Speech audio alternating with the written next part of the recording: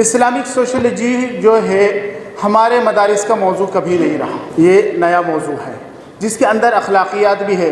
Islamic سوشلوجی ہے کیا؟ آپسی تعلقات، معاملات، معاشرتی اقدار اسلامی نقطہ نظر سے اور قرآن کریم اور سنت کے مطابق اس کو سمجھنا۔ سوشل میڈیا کا دور ہے اور فتنے زمین سے ابل رہے ہیں، فتنے زمین سے ابل رہے ہیں، آسمان سے برس رہے ہیں۔ یہ مرکز المعارف علم و فن کی وہ کتاب ہے کہ جس میں عہد نو کے ہر سوال کا جواب ہے۔ یہ مرکز المعارف علم و فن کی وہ کتاب ہے کہ جس میں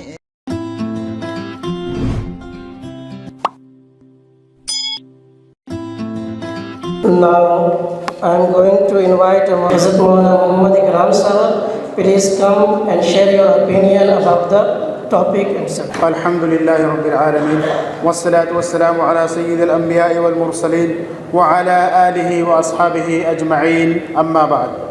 قال الله تبارك وتعالى في القرآن الكريم: قل أطيعوا الله وأطيعوا الرسول وأولي الأمر منكم، سورة النور. وقال النبي صلى الله عليه وسلم: علیکم بسنتی وسنت الخلفاء الراشدین المہدیین۔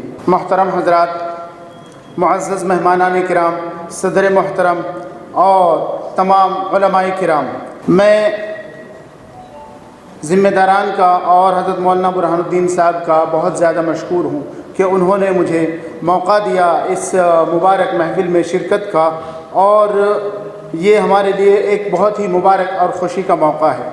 اس موقع پر موضوع سے متعلق ایک بات اور ایک بات مرکز کے تعلق سے میں کہوں گا، اور اس کے بعد میں اپنی بات کو ختم کروں گا انشاءاللہ۔ موضوع جو ہے اسلامک سوشلوجی۔ اسلامک سوشلوجی جو ہے ہمارے مدارس کا موضوع کبھی نہیں رہا، یہ نیا موضوع ہے جس کے اندر اخلاقیات بھی ہے۔ بعض یونیورسٹیز کے کورسز میں ابھی اخلاقیات کو ڈیزائن کیا جا رہا ہے اور اخلاقیات کو لانے کی کوشش کی جا رہی ہے۔ ابھی تک ہمارے مدارس میں اخلاقیات کا موضوع بھی باقاعدہ شامل نہیں ہے۔ اور اسلامک سوشلوجی ہے کیا؟ اسلامک سوشلوجی جو ہے، جو کچھ میں نے سرچ کیا ہے اس کے متعلق یہ ہے کہ اسلامک سوشلوجی آپسی تعلقات، معاملات، معاشرتی اقدار اسلامی نقطہ نظر سے اور قرآن کریم اور سنت کے مطابق اس کو سمجھنا۔ یہ آپسی معاملات جو ہے فرد واحد، اس کے بعد زوجین، اس کے بعد اسرہ، خاندان، فیملی، قبیلہ، جیسے بھی اوپر بڑھتے جائیں گے تمام کو شامل ہے۔ اور اس کی بنیادیں جو ہیں اسلامک سوشلوجی میں سب سے پہلی چیز توحید الہی ہے، جو تمام مسلمانوں کا ڈائریکشن ون سائڈ کرتی ہے۔ سب سے پہلی چیز بیسک فنڈامنٹل میں توحید الہی۔ تو توحید الہی انصاف، مشاورتی نظام، برابری، مشترکہ تکافل، جس کو ہم زکوٰۃ کے نظام سے کہہ سکتے ہیں، اور نظام تعلیم، اور مشترکہ تفاعل، ایکٹیویٹی، مشترک ہو کر کسی کام کو انجام دینا، یہ مشترکہ تفاعل، اور نظام اعلام، صحت نفس اور غرضی کی زندگی کے تقریباً تمام ناحیات کو شامل ہے جو اسلامک سوشلوجی ہے۔ اور یہ موضوع جو ہے آج وقت کی بہت ضرورت ہے، اس لیے کہ سوشل میڈیا کا دور ہے اور فتنے زمین سے ابل رہے ہیں، فتنے زمین سے ابل رہے ہیں، آسمان سے برس رہے ہیں۔ اور حدیث شریف میں ہم نے پڑھا ہے کہ العلماء ورثۃ الانبیاء، علماء کرام کی ذمہ داری ہے قیامت تک نبوی مشن کو لے کر کے چلنا۔ جیسے جیسے جب جس چیز کی ضرورت ہوگی علماء کو اس کو ٹیکل کرنا پڑے گا۔ یہ بھی اسی میں سے ایک ہے، ہماری ذمہ داریوں میں سے ایک ہے۔ اور جو میں نے قرآن کریم کی آیت اور حدیث شریف آپ کے سامنے پیش کی ہے، اگر ہم اپنی زندگی کے تمام ناحیات کو دیکھیں، اس کی بنیاد یہ ہے کہ ہماری زندگی جو ہے نا قرآن سنت کی روشنی میں، اس کی ایک مثال صرف میں ایک مثال سے آپ کو سمجھانے کی کوشش کروں گا۔ مثال کے طور پر جیسے بات آئی کنٹمپریری سوشیولوجی اور اسلامک سوشیولوجی، ایک مثال سے سمجھنے کی کوشش کریں. مثال کے طور پر یورپین کنٹریز یا کسی بھی کنٹری میں کہتے ہیں بھائی لائف اسٹائل میں بہت ساری چیزیں ہیں. مثال کے طور پر کھانا کیسے کھانا ہے, ہمیں اپنے بچوں کو بتانا ہے کہ کھانا کیسے کھانا ہے. تو کنٹمپریری سوشولوجی میں یہ ہے کہ وہ کھڑے ہو کر بھی کھانا کھاتے ہیں, کھڑے ہو کر کھانا کھا رہے ہیں جی.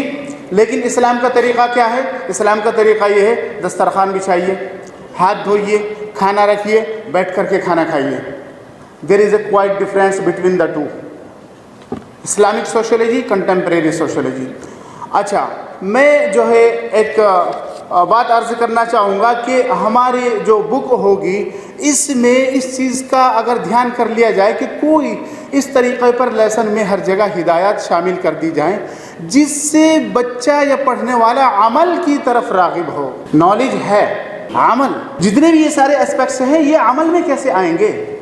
تو کوئی ایسی ہدایات اس طریقے پر شامل کرنے کی کوشش کی جائے جس سے پڑھنے والا اس چیزوں کو پڑھے اور عمل کی طرف راغب ہو. اگر پڑھنے والا محض پڑھ کر کے اور اپنی نالج لے کر کے چھوڑ دے تو کیا فائدہ؟ What is the benefit of this? Nothing. Benefit تو تب ہوگا جب عمل میں چیز آئے. علیکم بسنتی, جب اللہ کے رسول کا طریقہ جو ہماری زندگی میں بتایا جا رہا ہے اور تب وہ آئے زندگی میں تو فائدہ ہے, اور اگر زندگی میں نہیں آتا ہے تو کیا فائدہ ہے؟ بہرحال یہ میری بات تھی جو موضوع سے کے تعلق سے تھی. دوسری بات جو ہے وہ میری ہے حضرت مولانا بدرالدین اجمل صاحب دامت برکاتہم کے تعلق سے کہ ان کی ڈائنامک پرسنالٹی, ان کا جذبہ, ان کا حوصلہ اور ان کا درد کس طرح کا ہے. یہ تقریباً مرکز المعارف سے ہم لوگوں کو فارغ ہوئے نیئر اباؤٹ 20 سال ہو چکے ہیں, 22 سال. بہت مرتبہ مجھے یاد آیا حضرت مولانا کا ایک واقعہ ہے میں آپ حضرات کے سامنے. جب مرکز المعارف 1994 میں فاؤنڈ کیا جا رہا تھا, ہم دونوں بھائی دارالعلوم دیوبند میں ششم میں پڑھتے تھے, اور ایک روز شام کے وقت اعلان ہوتا ہے کہ حضرت مولانا بدرالدین اجمل صاحب خطاب کریں گے اور دارالحدیث میں طلبہ آ جائیں. مولانا سے یعنی غائبانہ تعلق یا ان کا تعارف تھا اور مولانا کے کاموں سے امپریس تھے, اس لیے دوڑے دونوں بھائی پہنچ گئے ہم لوگ, اور ہم لوگ سامنے بیٹھے. مولانا آئے, آ کر کے مولانا نے خطاب شروع کیا. تو دیکھیے بات یہ ہے کہ ہم جب کوئی کام شروع کرتے ہیں, شروع کرنے والے کا درد کیسا ہے, اس کا جذبہ کیسا ہے, اس کو درد کہاں سے ملا, کیسے درد ملا. آپ حضرت مولانا الیاس صاحب رحمۃ اللہ علیہ کے حالات کو پڑھتے ہیں, دیکھیے ان کا درد کیسا تھا جی. یقین مانیے حضرت مولانا کی جو باتیں ہیں وہ آج تک میرے سامنے بالکل منوعاً تمام موجود ہیں کہ حضرت نے جو خطاب کیا 94 میں دارالحدیث میں, اور خطاب میں بہت ساری باتیں بتائیں جس سے اس ضرورت پر روشنی پڑتی تھی کہ ہم اپنے علماء کو انگلش زبان سے روشناس کرائیں تاکہ اسلام کا میسج ان لوگوں تک جو اس سرکل میں رہتے ہیں ان تک پہنچے. اور حضرت مولانا کا جو درد تھا وہ ایک ایک لفظ سے جھلک رہا تھا. اس دن سے اور آج تک دل میں حضرت مولانا کے لیے عقیدت ہے, محبت ہے. آپ کا جذبہ اور آپ کا وہ حوصلہ بار بار ہمیں بھی مہمیز کرتا ہے کام کرنے کے لیے. اللہ تبارک و تعالیٰ ان کو صحت اور تندرستی عطا فرمائے, اور ایسے ہی ہمارے سروں پر ان کا سایہ تا دیر قائم فرمائے. اور میں حضرت والا کی بات کے ساتھ اپنی بات کو ختم کرتا ہوں. حضرت نے جب اپنا خطاب مکمل کیا تو یہ فرمایا کہ یار زندہ صحبت باقی. کیا فرمایا حضرت نے؟ یار زندہ صحبت باقی, وما علینا الا البلاغ.